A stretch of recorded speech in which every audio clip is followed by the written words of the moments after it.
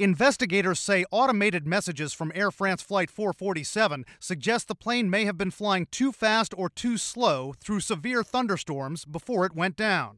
Experts say the potential malfunction of a small device, which looks like a ballpoint pen sticking out of the fuselage, could have triggered a potentially deadly airspeed.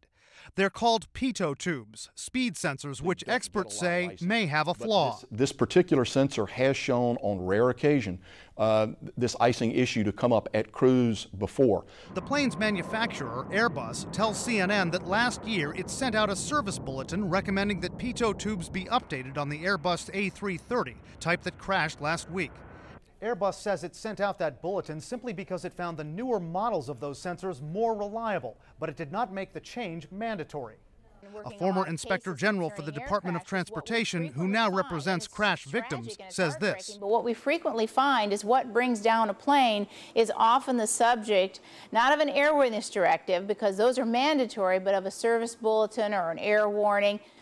Investigators say Air France had not replaced the pitot tubes on the plane that crashed, though the airline has accelerated a program to modernize the probes. Among U.S. carriers, only U.S. Airways and Delta fly the Airbus 330. Between them, they have about 40 of those planes. Both carriers say they've begun updating pitot tubes on their A330s, but they won't elaborate on how many have been replaced so far. It's not easy to find out which airlines have replaced the tubes because Airbus did not issue a directive but only a recommendation to update them, a recommendation that is not binding on the airlines. Brian Todd, CNN, Washington.